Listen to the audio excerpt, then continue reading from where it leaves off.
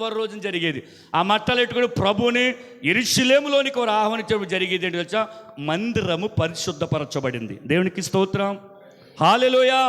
వారు యేసు ప్రభువులు వారు ఎప్పుడైతే యెరూషలేములోకి వచ్చారో దేవాలయంలో వ్యాపారం జరుగుతుందా లేదా? పావురాలు అమ్ముతున్నారు.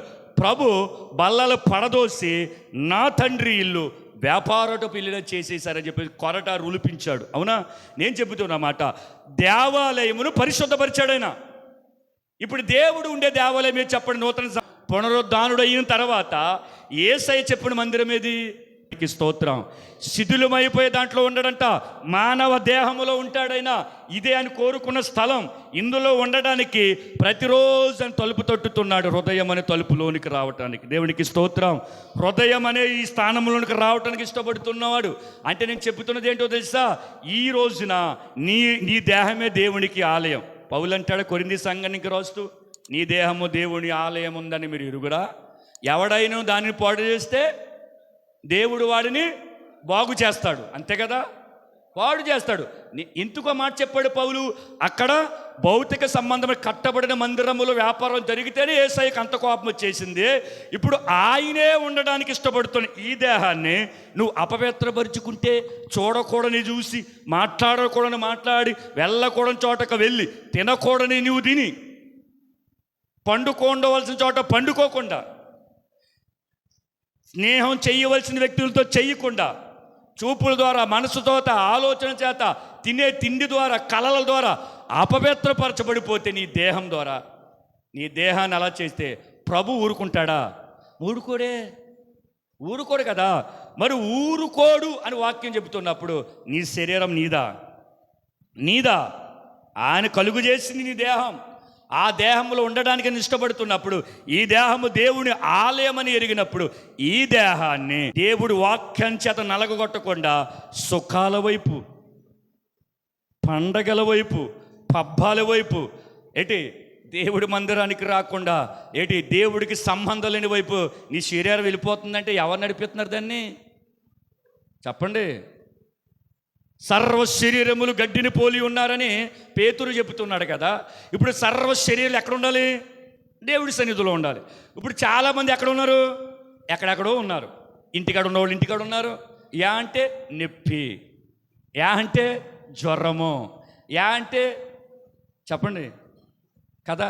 మరి నేను ముందు చెప్పాను కదా, యేసయ్య యెరూషలేములకు వస్తున్నప్పుడు ఎవరెవరు వచ్చారడికి? కుంటుడికి ఏం పని, అక్కడ ఇంట్లో ఉండొచ్చు కదా. అవసరం, వాడి కాళ్ళు కావాలి. గుడ్డోళ్ళు వచ్చారు, మోగోళ్ళు వచ్చారు, మొత్తం రోగస్తులు అందరూ వచ్చారు.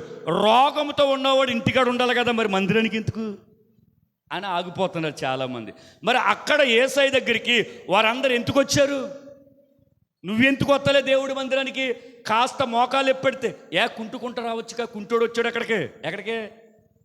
ఒలివ కొండ దగ్గరికి వచ్చాడు రాలేదా? గుడ్డోడు తడుపుకుంటూ వచ్చాడు రాలేదా? మరి నువ్వెందుకు దేవుడి మందిరానికి రావటం లేదు?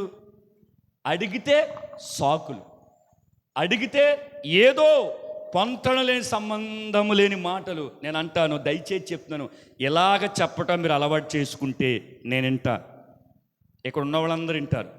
కానీ పరలోకంలో వన్ సైడ్ వారే. ప్రభు మాట్లాడతాడు, సమాధానం ఉండదు. ఒకవేళ ప్రభు మాట్లాడిన అబద్ధమైతే నువ్వు మాట్లాడతానికి అవకాశం ఉంటుంది. కానీ ప్రభు మాట్లాడేటప్పుడు ఉంటుందా? ఒక జడ్జి గారు మాట్లాడితేనే మౌనంగా ఉండాలి తలదించుకుని. ఆడు మళ్ళీ ఎదురు సమాధానం చెప్తే మళ్ళీ వెంటనే ఆడికి జైలు అడిపోదు. ఇలా ఉండాలి తలదించుకుని. ప్రభువు సత్యవంతుడు. నేను మార్గమును, జీవమును, సత్యమని చెప్పిన అబద్ధం ఆడతాడా?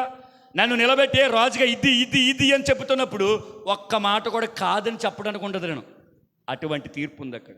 మరి అలాంటప్పుడు చెప్పే సాకు ఇక్కడ నేనే అంటాను, నువ్వేంటో, నేను చెప్తే నువ్వంటా, నువ్వు చెప్తే నేనంటా. ప్రభు విననప్పుడు నీకు ఏ పరిస్థితి అయితే, కాలు లేకపోతే చేయి లేకపోతే కొన ఊపిరితో ఉన్నా సరే దేవుడు మందిరానికి రావాలంతే. దేవుడికి స్తోత్రం. ఆగిపోతే దేవుడు కృప కలిగినోడు కాబట్టి, కృపాకాలంలో ఉన్నాము కాబట్టి ఇప్పుడు ఏమీ జరగదు మీకు. రాదు. బాగానే ఉన్నాం కదా, రోజులు వెళ్ళిపోతున్నాయి కదా అనుకుంటారు. కానీ ఒక రోజు వస్తుంది గడ్డు కాలం, ఒక రోజు వస్తుంది తీర్పు, ఒక రోజు వస్తుంది వేరుపరిచే రోజు, ఒక రోజు వస్తుంది గొల్లవాడు మేకలను గొర్రెలను వేరుపరిచే రోజు. నీ వాక్యం వింటున్నావు కాబట్టి, వాక్యం చదువుతున్నావు కాబట్టి, గొల్లవాడు ఏరుపరిచినప్పుడు నువ్వు అటువైపుకి వెళ్తావో ఇటువైపుకి వెళ్తావు, నువ్వు ఒకసారి పరిశీలన చేసుకో. నీకు మనస్సాక్షి ఉందిగా.